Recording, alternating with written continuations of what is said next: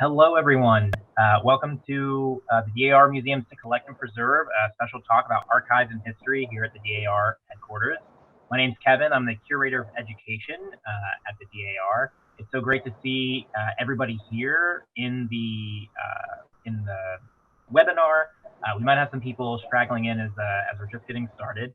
But while we're waiting for the last few people, if you're not familiar with the DAR and the DAR Museum, Daughters of the American Revolution, an old heritage organization that was founded to help educate and preserve and sort of celebrate the history and the heritage of these people who had ancestors who either fought or supported the American Revolution. Very cool charitable organization. And then they also started a museum, which is what I participate in.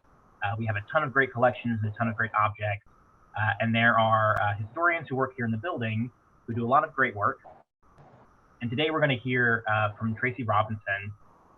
Tracy Robinson joined the NSDAR as Director of Archives and History in 2004.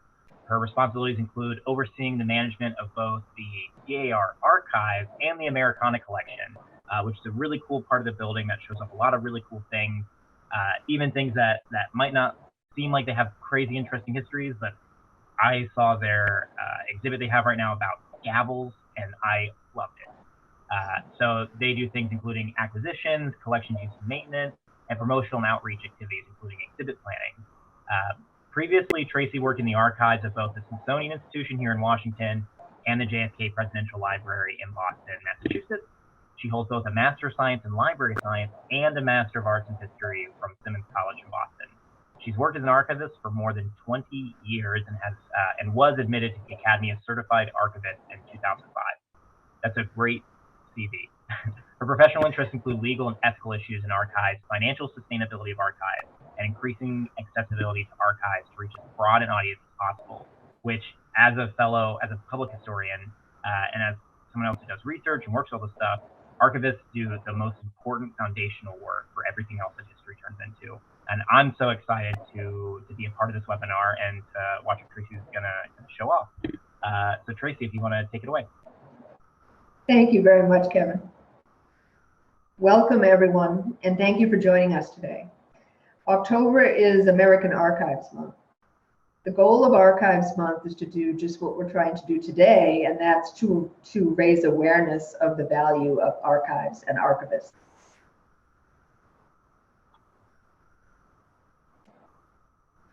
Archives Month was introduced several years ago by our professional association, the Society of American Archivists, as Archives Week.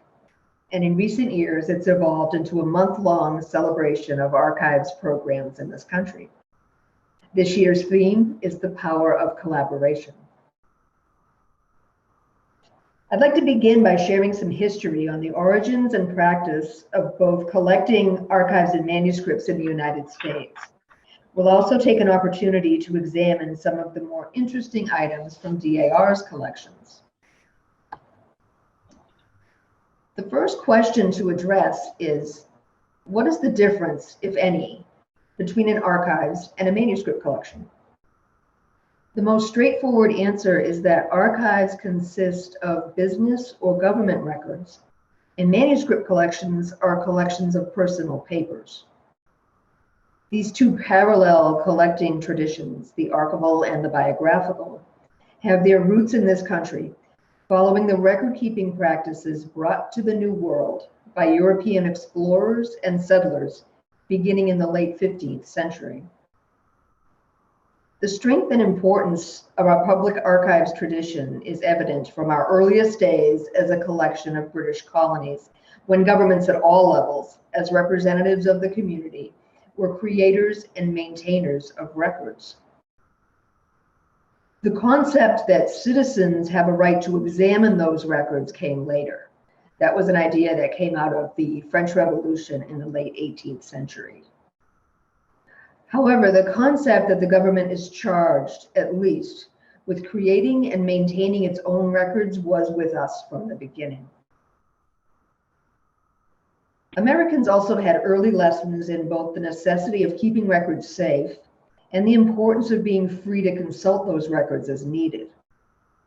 there is some evidence that a few American colonies built repositories specifically to shelve public records, and that they built those structures to be both stable and fireproof.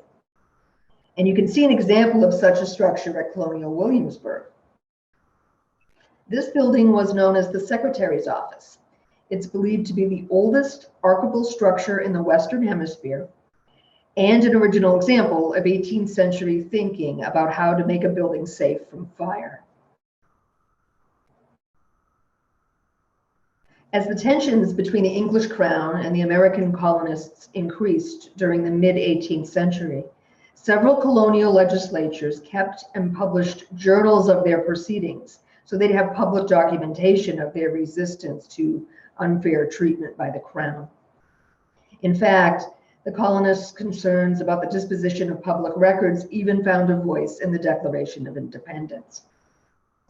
One of the accusations made against King George III charged him with, quote, calling together legislative bodies at places unusual, uncomfortable, and distant from the depository of their public records. And this was not just a generalized complaint. That charge was the result of a specific incident. Apparently, at one point, there was a temporary transfer of the meetings of the Massachusetts colonial legislature from Boston to Cambridge, while their records remained stored in Boston. The Crown's governor, this fellow, Thomas Hutchinson, well known as a faithful Crown loyalist, sarcastically pointed out that that was a difference of all of about 4 miles, but nonetheless, the legislators had made their point, and they continued to make that point, and at the highest levels. The United States Constitution includes a specific requirement that the Senate and House keep journals, and the Fourth Amendment guarantees Americans security in, among other things, their personal papers against unreasonable searches and seizures. The development of this thinking that came out of the language used in our founding documents, combined with the influence of the French Revolution, had the effect of taking both the concept of security in one's papers and the idea of the people's right to scrutinize government records and elevating them to sacred rights guaranteed to the citizenry. And the American public records tradition continued. Common archival theories and practices began to evolve at the end of the 19th century in response to the rapid expansion of the historical profession at that time. In 1906, the territory of Hawaii, which would not become a state until 1959, became what is believed to be the first American political jurisdiction to construct a building specifically designed as an archival facility. This image is of the current Hawaii State Archives building in Honolulu.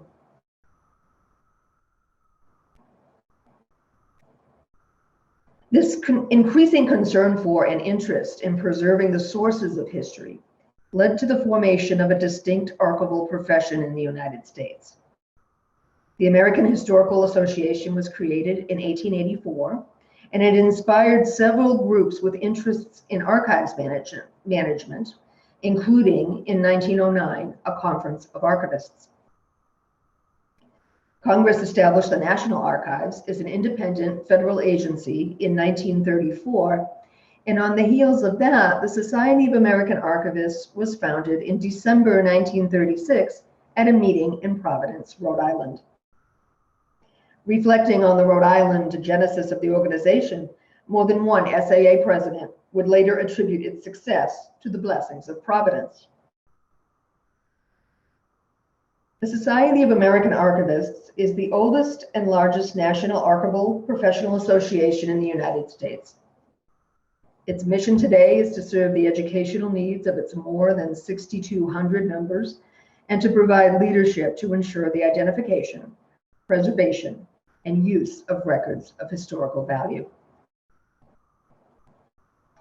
Although archivists still come to the profession from a variety of backgrounds, in general, it's an archivist's job to acquire appropriate material to add to the collection, to ensure that diverse materials are safely stored for long-term preservation, and to ensure that materials are sufficiently described so that they may be quickly retrieved for research use.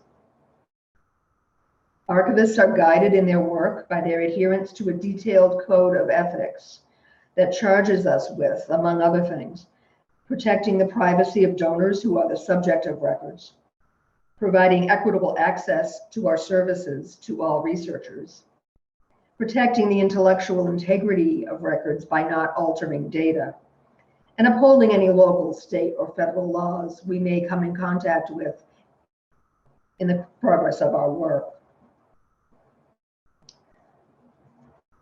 The National Society Daughters of the American Revolution was founded here in Washington, D.C. on October 11, 1890. It is a nonprofit volunteer women's service organization dedicated to promoting historic preservation, education, and patriotism. DAR boasts 131 years of tradition, more than 1 million members admitted since its founding, a vast array of service work, historic national headquarters buildings with outstanding collections, and countless activities taking place, both locally, nationally, and around the world. The National Society is led by the President General and an executive committee of 11 national officers. In addition to rulings by the executive committee, policy for the Society is made by the National Board of Management, a body composed of the executive officers, 21 vice presidents general, and 53 state regents. The National Board of Management meets 6 times a year here at headquarters in Washington. Most of DAR's volunteer work is accomplished under a committee system comprised of national chairs appointed by the President General and locally appointed state and chapter chairs. Continental Congress, the DAR's annual national meeting, is named after the original Continental Congress that governed the colonies. DAR Continental Congress attracts more than 3,000 members to Washington each year. It is the purpose of the NSDAR archives to document all DAR activities that originate at the national level. Although the archives originally shared space with the manuscript collection, it found its permanent home at headquarters in 1983. The NSDAR archives is the repository for the inactive permanent records created in the course of business by the National Society. In addition to correspondence, meeting minutes, project files, and photographs, the archives houses many objects associated with DAR's history. Let's take a look at just a few of them. This gavel with a wooden handle and ivory head was used during DAR's first Continental Congress in 1892. Fewer than 100 members attended that first Congress, some of whom are pictured here. DAR's first building, Memorial Continental Hall, wouldn't be finished for several more years at this point. So Congress was held at the Church of Our Father, a Universalist church, which, for those of you familiar with Washington, D.C., was located on the southeast corner of 13th and L Streets Northwest until it was razed in 1973. This pen was presented to Secretary of State Charles Evans Hughes in December 1921. Hughes used the pen to sign the Arms Limitation Pact during the Conference on the Limitation of Armament held in Memorial Continental Hall from November 1921 to February 1922. Hosting that conference was the event that earned Memorial Continental Hall its designation as a National Historic Landmark.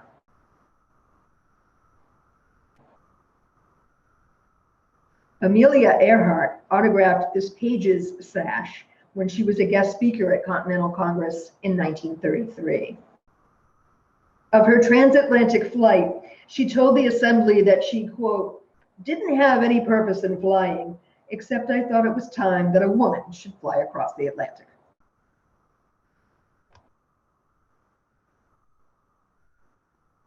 This diamond brooch belonged to First Lady Caroline Scott Harrison, wife of President Benjamin Harrison. Mrs. Harrison served as the DAR's first President General from 1890 to 1892. DAR's organizers made a shrewd choice when they asked the First Lady to serve as the first President General. This focused national attention on the fledgling society likely inspired several prominent professional women with national reach and influence to join DAR. Evolving at the same time as the public records tradition was the historical manuscripts tradition. As we said, the collecting and preserving of personal papers of individuals. After the American Revolution was concluded, members of that generation turned to establishing historical societies for the purpose of preserving manuscript collections. The first such organization was the Massachusetts Historical Society, pictured here.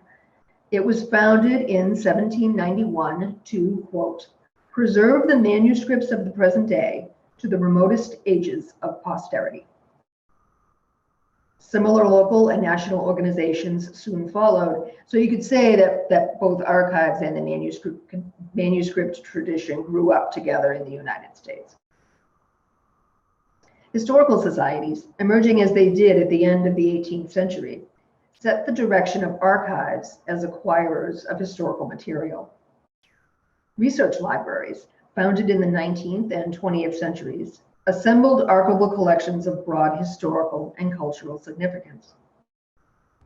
Although some historical societies housed public records, the main emphasis was on collecting the private papers of individuals. This endeavor was well supported as improvements to both the Postal Service and the low price of paper beginning after 1840 contributed to a distinct increase in personal correspondence. The intentions of the archivists who founded the DAR's manuscript collection, called the Americana Collection, in 1940, were very much in line with the true purposes of the American manuscript tradition.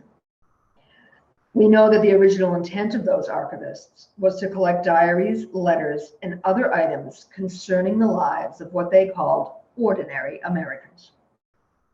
Our collecting emphasis is placed on acquiring original historical records, including material that reveals the political, economic, geographic, intellectual, familial, or cultural development of the American people up to the year 1830.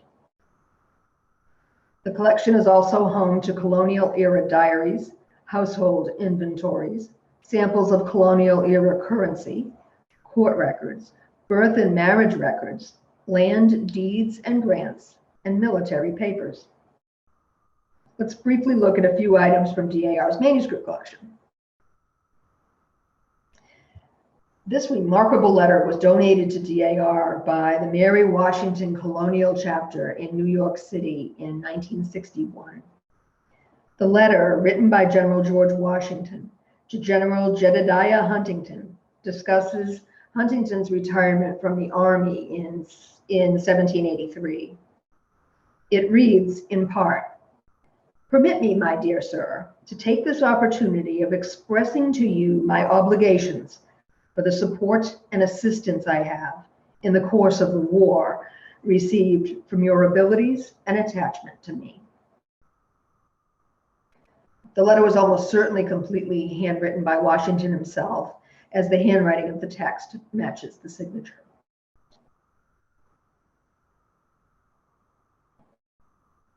This collection of 6 letters concern Loyalist activities in New York State circa 1783.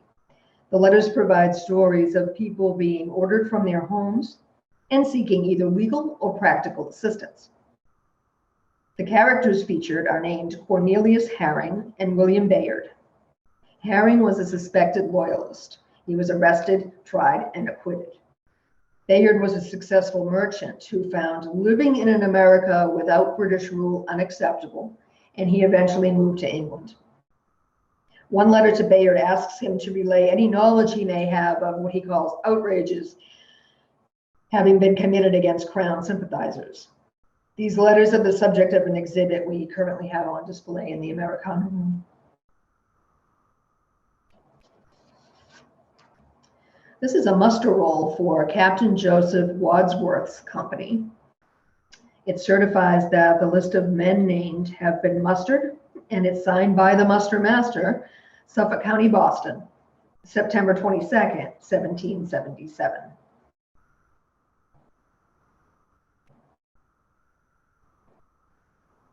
Charlestown, near Boston, Massachusetts, was burned on June 17, 1775, during the Battle of Bunker Hill.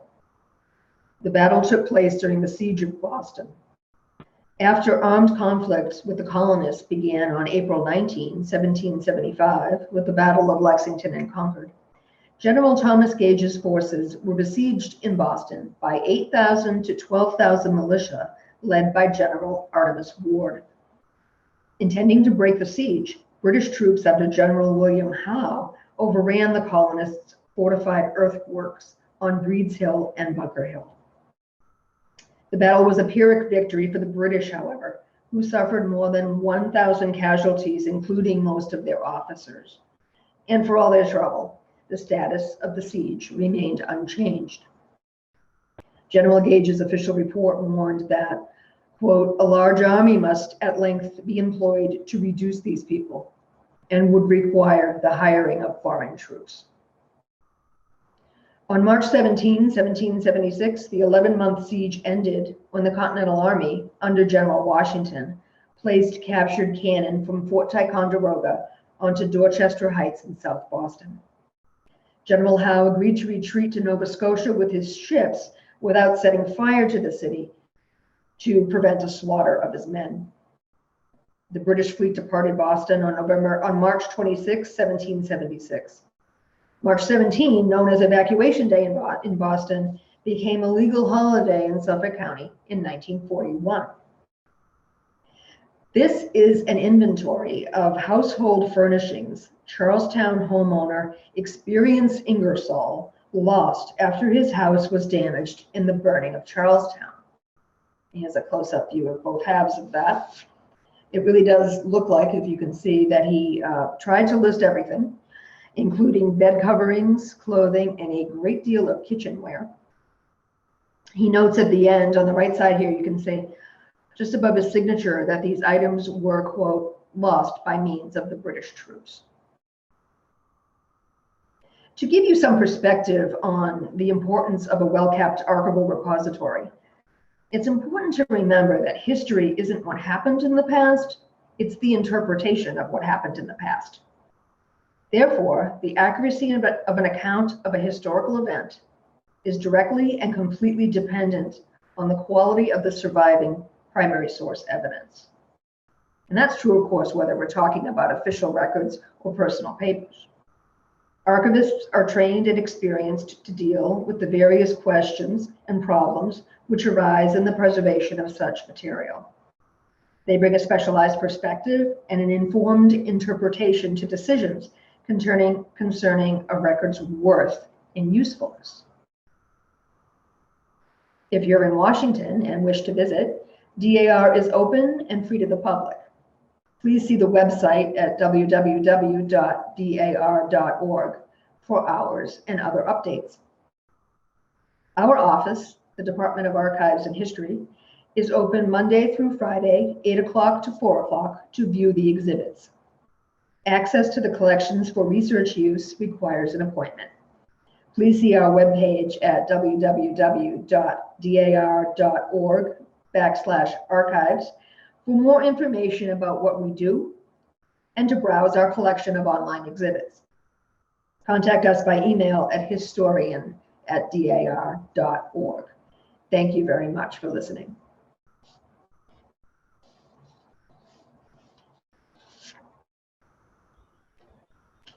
Thank you so much, Tracy. That was really cool, and you highlighted some things in the collections that I have not gotten to see yet. So I'm still very interested in continuing to explore what's there, and hopefully some other people that attended will get to do that as well.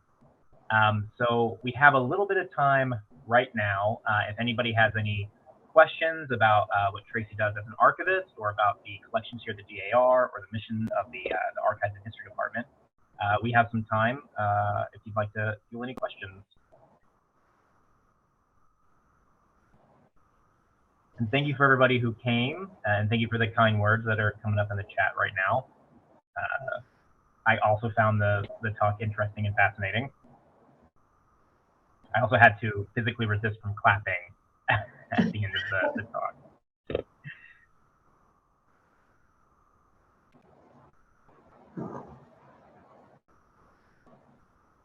Some more kind words. Thank you, everybody. So Tracy, there's a question in the chat from Rebecca that says, "I'm curious about the pin. Are the flags cloth?"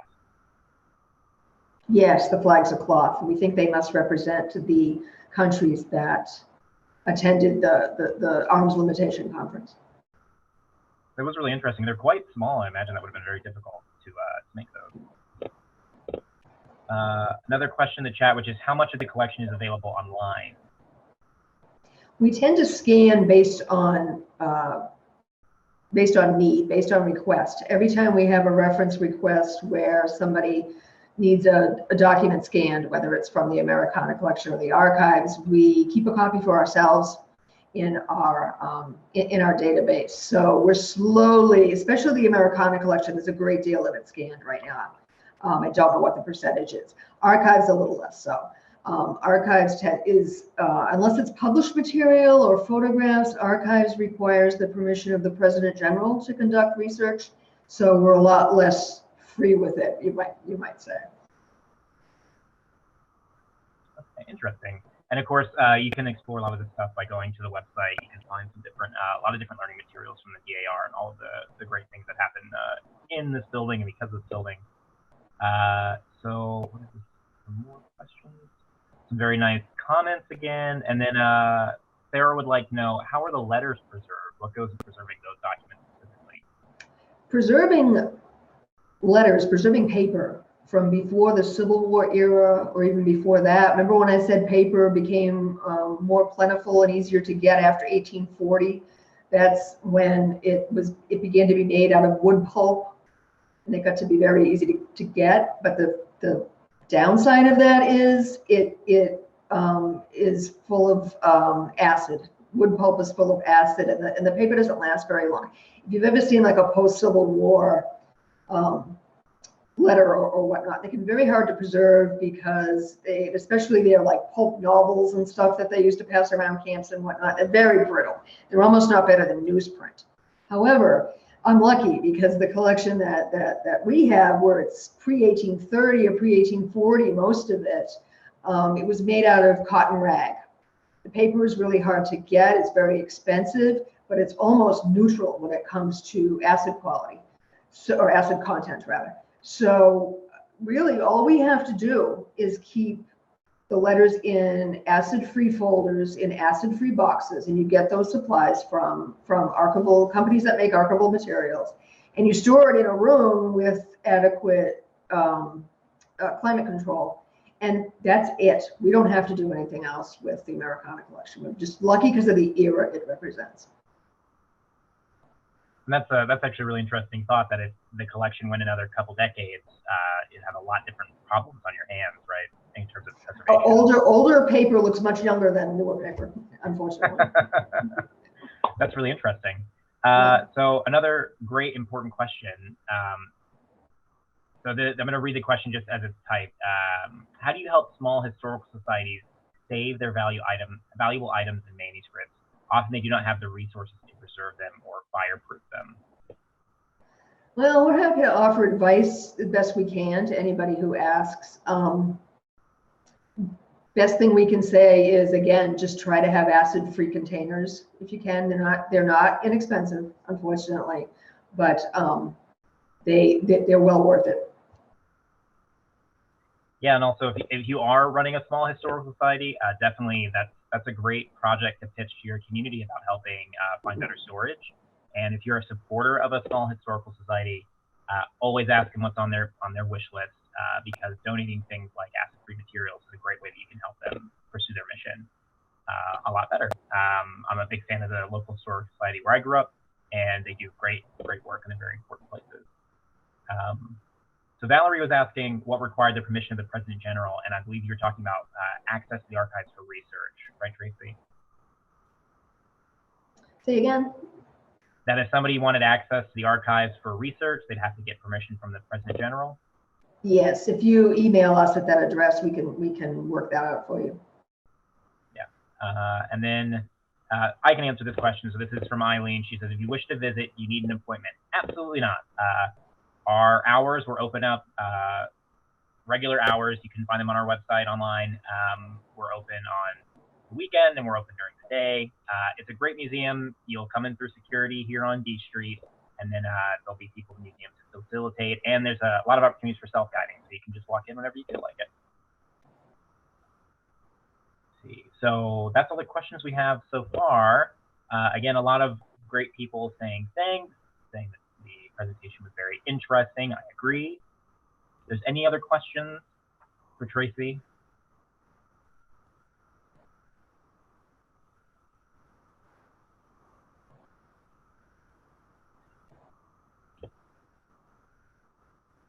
Tracy, if I can ask on a personal note, just because I'm curious, as a young person was navigating my way through history as a profession, what led you to archival work specifically? It's a really funny story. I began college by majoring, but I started in community college studying paralegal studies, and decided that and then I got that associate's degree. And when I decided I wanted to go on to university, I figured I could study history because I could always work as a paralegal, right? Because we were always taught that you can't find a job as a historian, which of course is not true at all. You could do anything you want with it because it teaches you so many things about critical thinking and whatnot. So I went on to get the bachelor's degree in history, and in the meantime, my professors were very encouraging about that I was good at it. And so, I went to the career library and started flipping through their manuals about what do people who major in history do for work. Well, one of the things that I read about was being an archivist. And so, and how do you become an archivist? Well, there's different ways. Some, like for instance, the University of Massachusetts, their Master of Arts in History has their archives track in it. So you could just earn the MA. But I decided to go to library school too, because I thought being a librarian might give me some flexibility as well. So I ended up at Simmons, which is the only choice in Boston for library school, and was on their archives track, and then participated in the dual degree program and got the master's in history as well. But it was really just a matter of thinking that sounded good, and I was in a city that provides pretty much anything you need to get education wise, so that's how it happened. That's a lot of work doing a double master's, so hats off to you. Joshua, I didn't realize this was Joshua in the chat says, as a genealogist, I find it interesting that Family History Month and National Archivist Month both fall in October. That's really interesting. I wonder if that's intentional, because certainly doing family history involves a lot of archival research as well. So any other questions for Tracy while we have her captive?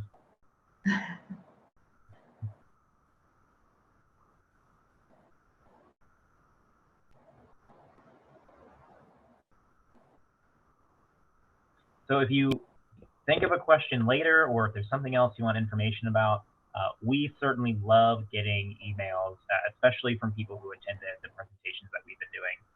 Gives us a little jolt to know that people are interested and they're curious. So the contact information is still on the page. You can email historian@dar.org. We'll write to Tracy's office, and they'd be happy to talk about the pieces that we talked about, or about archival research in general. So please feel free to reach out after the presentation if something just starts gnawing at you. And thank you for everyone for the kind words about the presentation.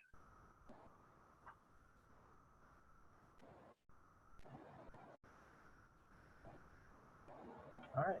Tracy, are there any last thoughts you wanted to share, or things you wanted to promote, or maybe a last thought or kernel of wisdom to share? Our two exhibits right now are, I showed you a little bit of that loyalist one, and there's also an exhibit on gavels, as Kevin pointed out, DAR gavels. It's really interesting DAR history told through the gavels that they used at Continental Congress and at different situations. And there's also an exhibit on presidents and first ladies' signatures in the Americana collection as well. It's called A Union of Hearts and Hands. And those will be up a couple of years now, so you have plenty of time to get to them. And I also encourage anybody with any questions at all about anything, please use that email address. Don't hesitate. If you need advice about your own records, anything at all, just let us know. We'll try to, if we can't answer, we'll try to get you to the right person. And I can highly recommend the gavels. I just stopped to look at the cool gavels and was just fascinated by the held history. And I was there when you guys were installing the exhibit with the First Ladies, but I have not seen the finished product, so I'm definitely going to swing down and take a look at that soon. Okay, so I think we'll wrap up for the afternoon. Tracy, thank you so much for sharing all of that with all of us, especially me. I found it fascinating. And we will see everybody again. We'll have virtual events going on for the rest of October. We have the museum building open for anyone who wants to join us. So make sure you stay current on our website and our social media. And please enjoy the rest of your day. And thank you for joining us.